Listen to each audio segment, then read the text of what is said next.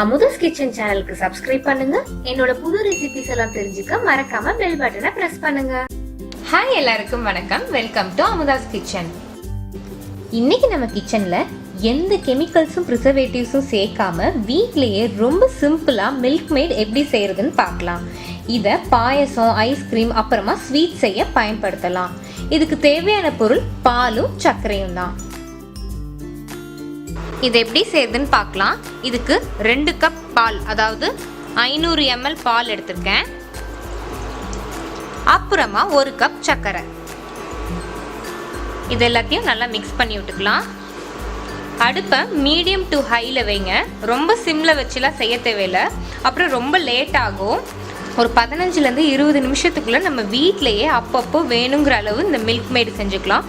சில இடத்துல இதை கண்டென்ஸ்டு மில்க் அப்படின்னு சொல்லுவாங்க. அடி பிடிக்காமல் இருக்கிறதுக்காக அப்பப்போ பக்கத்தில் நின்று கிளறி விட்டுக்கிட்டே இருங்க. நல்லா அகலமான அடிகனம் உள்ள பாத்திரமாக எடுத்துக்கோங்க. அப்போ தான் உங்களுக்கு கிளறதுக்கும் ஈஸியாக இருக்கும். அதே மாதிரி இந்த பால் பாதியாகவும் சட்டுன்னு சுண்டிடும்.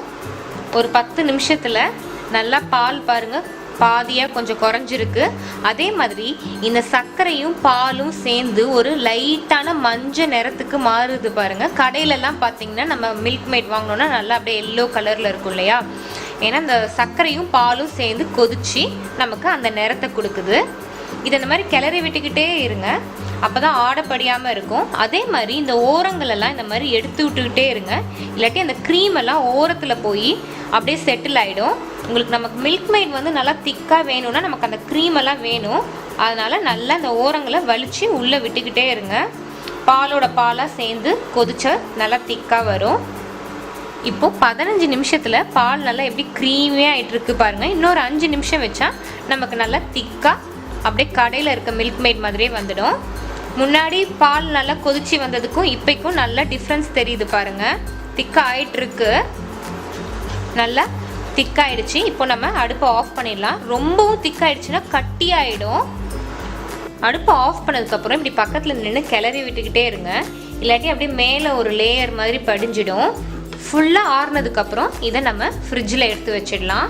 ஆறுனதுக்கப்புறம் இந்த அளவுக்கு திக்னஸ் இருந்தால் போதும், ஏன்னா ஃப்ரிட்ஜில் வச்சு எடுத்தால் இன்னும் அதிகமாக திக்காயிடும். அவ்வளோதான், வீட்லேயே நம்ம மில்க் மேட் தயார் பண்ணியாச்சு. இதை ஏர்டைட் பாக்ஸில் போட்டு 1 மாதம் வரைக்கும் ஃப்ரிட்ஜில் வச்சு பயன்படுத்தலாம். இந்த மில்க் மேடை வச்சு வீட்லேயே எப்படி சூப்பராக ஐஸ்கிரீம் செய்கிறதுன்னு அடுத்த வீடியோவில் பார்க்கலாம்.